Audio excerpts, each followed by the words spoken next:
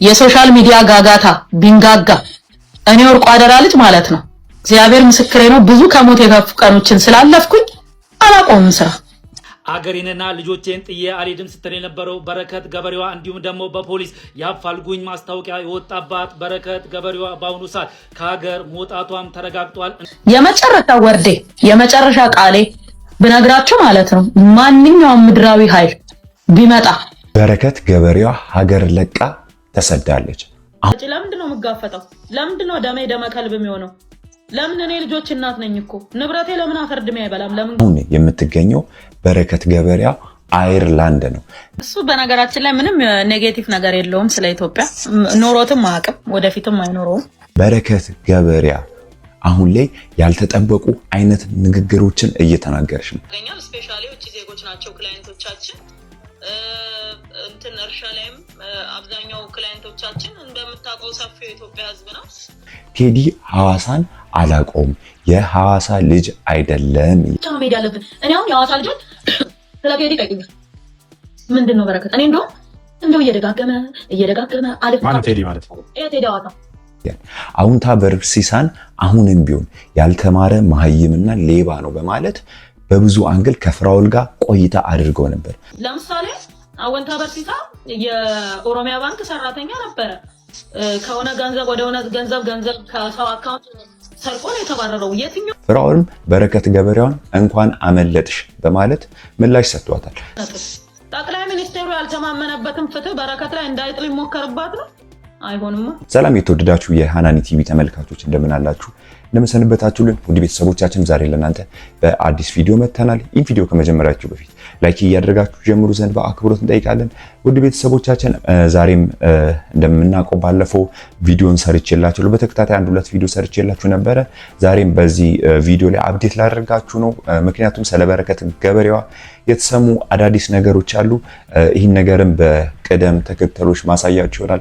ውድ ቤተሰቦቻችን እንደምናውቀው በረከት ገበሬዋ በፌዴራል ፖሊስ ስትፈለግ ነበር። አሁን በረከት ገበሬዋ አምልጣ አየርላንድ እንደምትገኝ በቪዲዮዋ ላይ ተገልጻለች። ለምንድን ነው የምጋፈጠው? ለምንድን ነው ደሜ ደመ ከልብ የሚሆነው? ለምን እኔ ልጆች እናት ነኝ እኮ ንብረቴ ለምን አፈርድሜ አይበላም? ለምን ገደል አይገባም? ከንብረቴ ጋር አይደለም ጉዳይ። በነገራችን ላይ ግልጽ ብነግራችሁ እኔ ልነግራችሁም አልፈለኩም እንጂ ያለሁት አየርላንድ ነው። መቼም ይታያችኋል። ማታ ሆኖ እኔ ቀን ነኝ። እኔ አየርላንድ ውስጥ ነኝ ያለሁት። በስነ ስርዓት ደግሞ ቪዲዮ ለቅላችኋለሁኝ። ነገር ወዲያ ከመባባል ለምን ደብሊን ቀጥ ብዬ አልመጣም ብዬ ወደ ደብሊን መጥቻለሁ። ውጪ ማይ ከፈለጋችሁ ደግሞ አስከልማችኋለሁ። በነገር ታዲያ ምን አጨቃጨቀሽ? እንደዚህ አይነት አየር ያለበት ዝም ብለሽ አየርላንድ ነኝ ያለሁት። ባለፈው ኢትዮጵያ ነበር። ባይዘወይ እንዴት ናችሁ? ደህና ናችሁ? አሁን ከፍራውል እንቴቻ ጋር ባደረጉት ቆይታ በረከት ገበሬዋ በዚህ ሰዓት የምትገኘው በአየርላንድ ነው።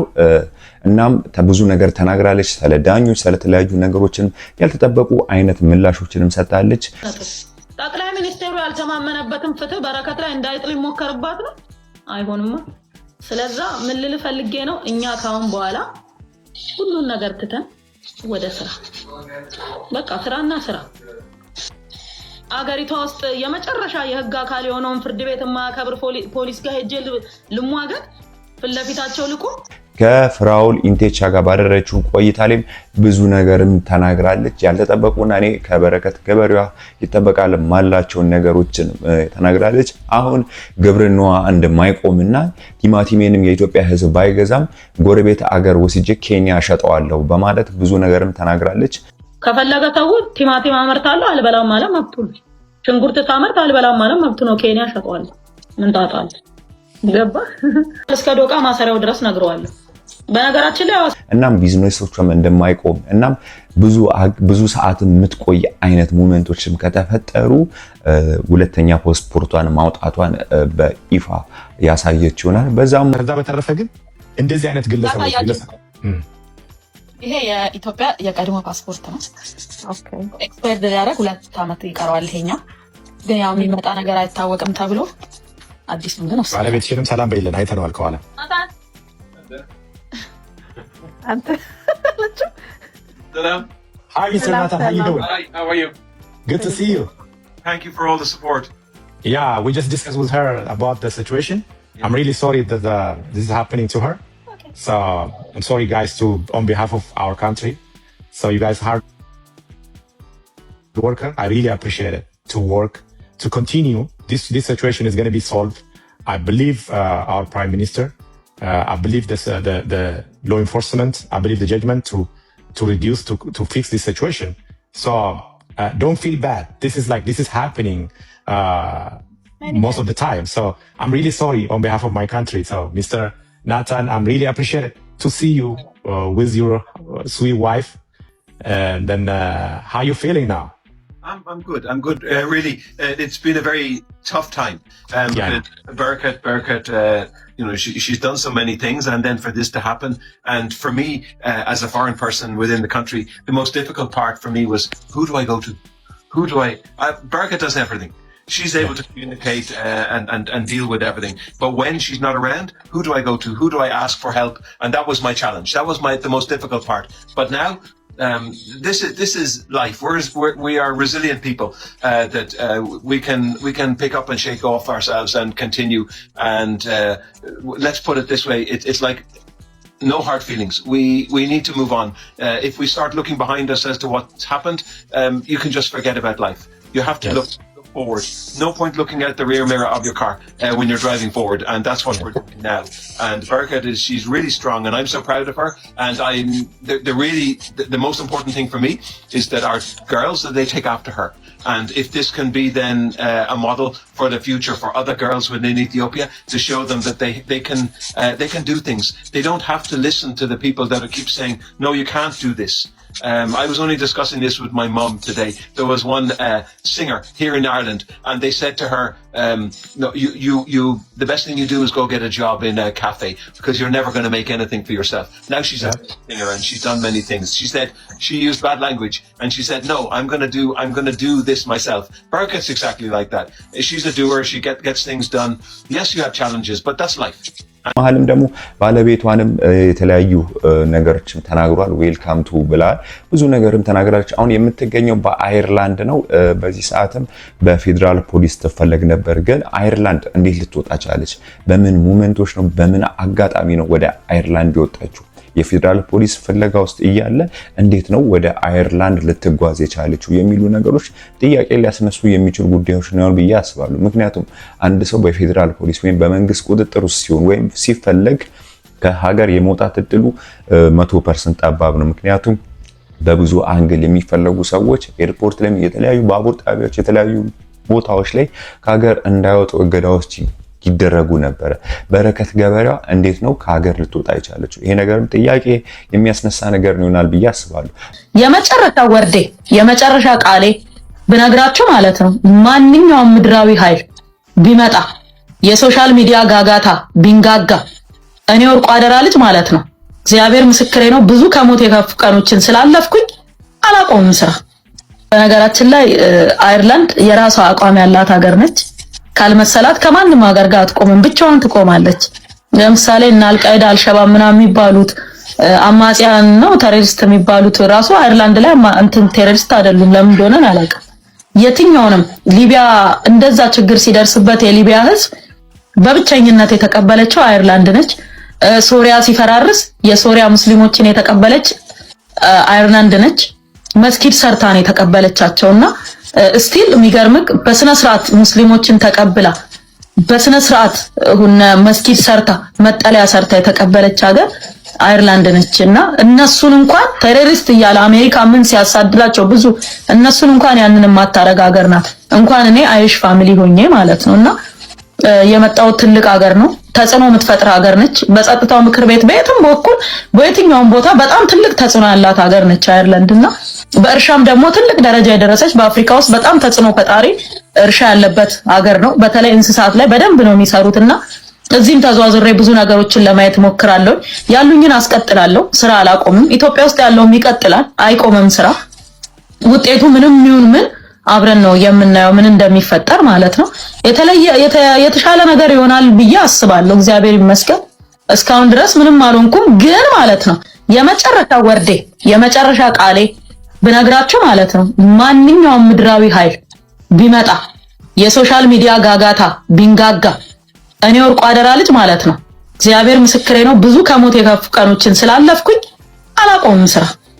በረከት ገበሬዋ እንደተናገረችው ስለ አውንታ በርቺሳም ያልተጠበቀ ነገር ተናግራለች። አውንታ በርቺሳ ከዚህ በፊት የኦሮሚያ ወይም ባንክ ሰራተኛ ነበረ።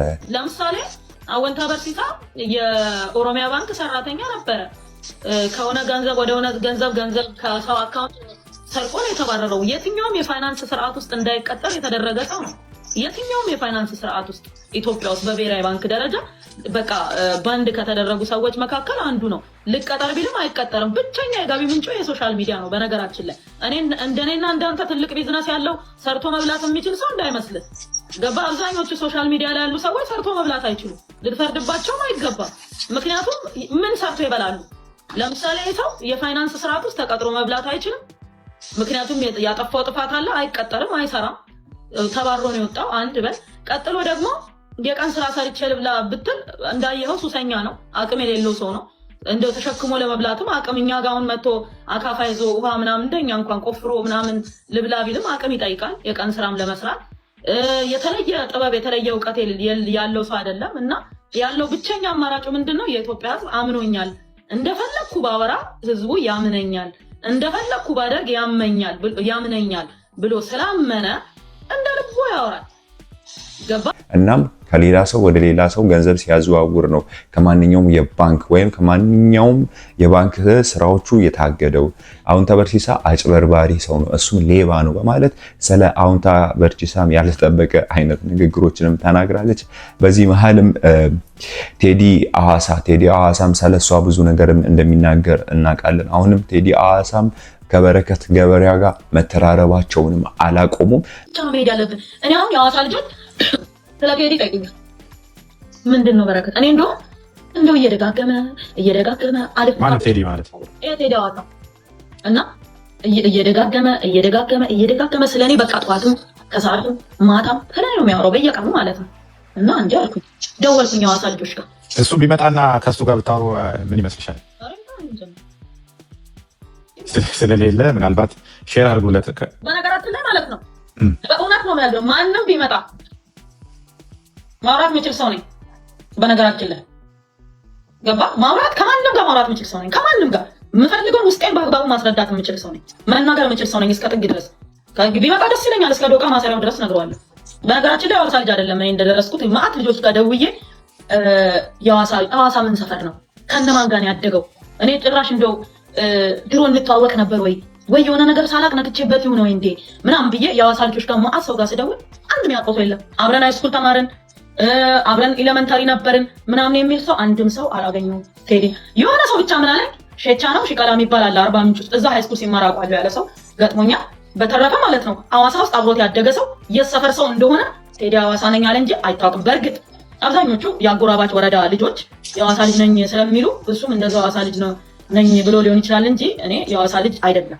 የሐዋሳ አብሮት ያደገ የሐዋሳ ልጅም የለም። እሱ ነው የሚያውቀው። ከብዙዎች ጋር አውርተናል እና ይሆን አደረግነውና የዛሬ 3 ዓመት አካባቢ ኢንቨስት ላደርግ ነው ምናምን ብሎ ብሩ ሲመነዘር በኢትዮጵያ 200 ሺህ ብር የሚሆን ብር ይዞ መጣ ወደ ኢትዮጵያ ማለት ነው። እና ኢንቨስት ላደርግ ነው አለ። ምን ላይ አልኩት፣ ከብት ላይ አለ። 200 ሺህ ብር ይዘህ ከብት ላይ አልኩት። አዎ ከብቷ ራሱ እኮ 1 ሚሊዮን ነው የምትሸጠው። ጊደር ከሆነ የትናንሽ ከብት ከሆነ ደግሞ 300 ሺህ ነው የሚሸጠው። መሬቱ አለ ስለው እስቲ የሆነ ነገር ሞክራለሁ። ዳቶ ጨፌ የሚባል ቦታ አለ ውሃ እንዲሚተኛበት እዛ ሰፈር ሜጄ ቢሆን መሬት ገዛለሁ አለ። የሚገርም ካፌ ራሱ ስጋብዘው የሆነ ምግብ ቤት ምናምን ስጋብዘው 200 ሺህ ብሯን እንዳትጎልበት በጣም ነው ጥንቃቄ ያደረኩለት። እውነት መጨረሻ ላይ 200 ሺህ ብሯን ይዟት ሄድ መልሶ ይብረር እንዴት ያርጋት ማውቀው ነገር የለም እውነቱን በነገር ማለት ነው። ከዛ በኋላ ያችን ብር ይዞ መጣ ተመልሶ በቃ ሄደ። ግን ያቺ ብር እንዳትጎልበት በጣም ነው ጥንቃቄ ያደረኩለት እኔ እስከማውቀው ድረስ ማለት ነው። ቀጥሎ ደግሞ ምንድነው አሁን እንትን የካናዳ አሉ እንትን የብልጽግና አወያይ ነው እና ይሄ የምክክር ኮሚቴ ነው ምናምን አድርጎ ብልጽግና መርጦታል አሉና ይሄ ሁሉ መከራውን የሚያየው ለብልጽግና ስለመረጠው ነውና ወጣቶችን የተለያዩ ብሔር ብሔረሰቦችን እየሰበሰበ እንዲያወያዩ አንዳንድ ነገር እንዲያደርግ መርጦታል አሉ እና ከኔ በላይ ብልጽግናን አይቀርበውም። የፈለገ ነገር ቢሆን ከኔ በላይ ብልጽግናን አያውቁም ከኔ በላይ እና የፈለገ ነገር ቢጋጋጥም ቢላላጥም ምንም የሚፈጠር ነገር የለምና እንደነገርኩ ያቺ 200 ሺህ ብሯን ኢንቨስት እንዳደረግ አረዳችኝም ብሎ ይሁን እኔ ግን ቢያንስ ቴንኪው ማለት ነበረበት። ምክንያቱም ሻይ ቤትም ስንገባ ምግብ ቤትም ስንገባ እኔ ነበርኩ የምከፍለው 200 ሺህ ብሯን እንዳጎልበት ብዬ ማለት ነው። በዚህ ደረጃ ነው የተጠነቀቅኩለት ለቴዲ ቢያቅ ማለት ነው። ምክንያቱም ቴዲ ሐዋሳ የሐዋሳ ልጅ ነኝ በማለት ብዙ ነገር የሚናገር ነበረ። በዛ መሀልም በረከት ገበሬዋ ምንም አይነት የሐዋሳ ልጅ የሚሆን ማስረጃ የለውም። ቴዲ ሐዋሳ አይደለም ከሌላ ሀገር ነው። ወይም እኔ ሳጣራ ብዙ ነገር አጣርቻለሁ ወደ ደቡብ ወይ ወደ አርባ ምንጭ አካባቢ ሃይስኩል እንደተማረና ብዙ ነገርም እንዳደረገ ነው የገለጸች ያለችው። አሁን እነዚህ ነገሮች ውዝግባቸው በጣም እየተስፋፋነ በጣም እየጦፈ ይመጣ ይመስለኛል። ሹፌርሽ ጋር የምታደርጋቸው ነገሮች ዝም ብለን አሁን ላይፍ ከፍተሽ ምናምን እንትን ስትይ አንዳንድ ቪዲዮዎች ይዘሽ ከሰዎች ጋር ይሄ ምስኪኑ ነጭ አማርኛ አይሰማም ብለሽ በሱ ጀርባ የምታደርጊው አንዳንድ ቪዲዮዎች አሉ። ከኔ ጋር አትቀልጂ፣ ንገሯት፣ ከቴዲ ጋር አትቀልጂ በሏት።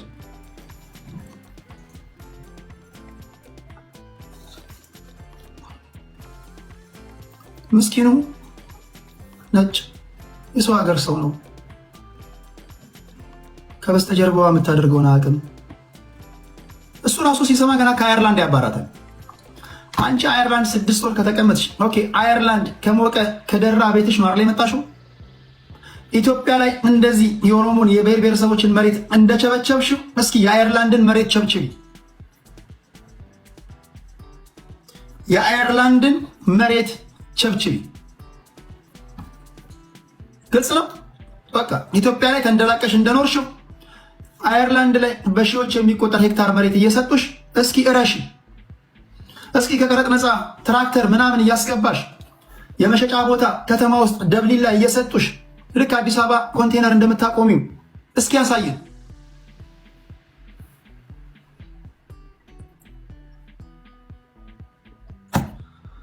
ክብራትና ክብራን የመጨረሻው ይሄ ነው። እግዚአብሔር በፈቀደ መጠን ሌሎችን ነገሮች ወደ እናንተ የማደርስ ይሆናል። ቴዲ ሐዋሳን አላቀውም በማለት ብዙ ነገርም ተናግራለች። ቴዲ ሐዋሳም ስለ በረከት ገበሬዋ ያልተጠበቁ አይነት ንግግሮችንም እየተናገረ ይገኛል። በረከት ገበሬዋ ሀገር ቤት ነኝ ብላችሁ ድጋሚ ደግሞ በኢትዮጵያ አየር መንገድ ወጣው ስትላችሁ ታምናላችሁ? እናንተ አጭበርባሪ ውሸታም ስለመሆኑ አታውቁም? አጋንንት አምላኪዎች እንሄዳለን ወደ ዲያብሎስ አምላኪዎች። ዝም ብላችሁ ከእናንተ የሚጠበቀው መስማት ነው።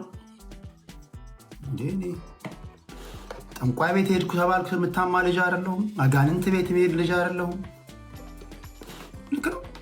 አጋንንት ቤት ሄደ ውቃቢ ቤት ሄደ ስባል አሰቡ። ተረባውንም ቀጥሏል። ሁለቱም አሁን ላይ ከሀገር ውጭ ያሉ ሰዎች ናቸው። ቴዲ ሐዋሳም ፍራኦል ኢንቴቻም በመሆን በጣም እየተተራረቡ ይገኛሉ። ስታርባክስ እየገባ እንደ 3 ሰዓት ገቢ ሴተኛ ዳሪ ስታርባክስ ተኳኩሎ ቁጭ ይላል። ከዚህ ውጭ መሄጃ አለው?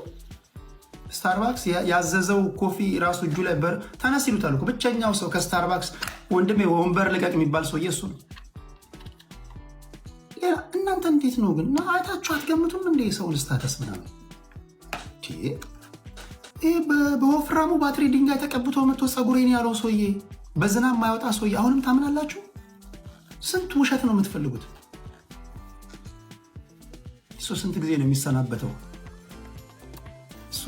እሱ ስንት ጊዜ ነው ሄድኩኝ እያለ የሚሰናበተው? እንደተለመኑት ነው እኮ። ከዚህ ውጭ ህይወት አለው እንዴ? እሱ ወዴት ይሄዳል? ምክንያቱም አሁን የሶሻል ሚዲያ ነው ውዝግብ በሶስቱ መካከል ይሆናል ብዬ አስባለሁ። በረከት ገበሬዋ፣ ቴዲ ሐዋሳ፣ ፍራኦል ኢንቴቻ። አሁን ደግሞ አሁንታ በርሲሳም የሚሰጠው የመልስ ምትም በሶሻል ሚዲያ ላይ ወይም ዛሬ ነገ ይለቃል ብዬ አስባለሁ። ምክንያቱም አሁን ሁሉም የራሳቸውን ገበና ለመሸፋፈን የሚያደርጉት ውዝግቦች እንደቀጠለ ይሆናል ብዬ አስባለሁ። ውድ ቤተሰቦቻችን እናንተስ በእነሱ ዙሪያ ላይ ምን አስተያየት አላችሁ? ምን ሀሳብ አላችሁ? መንግስትስ በእነሱ ዙሪያ ላይ ምን አይነት ነገር እየሰራ ነው? እነዚህ አይነት ነገሮችን ለእናንተ በአስቸኳይ ይዤላችሁ ቀርባለሁ። ይህ ቻናል ለብዙዎች እንዲደርስ ላይክ፣ ሼር፣ ሰብስክራይብ በማድረግ አጋርነትን ይግለጹ። ሁሌም እንደምንላችሁ ኢትዮጵያን ሰላም ያደርግልን። እናመሰግናለን።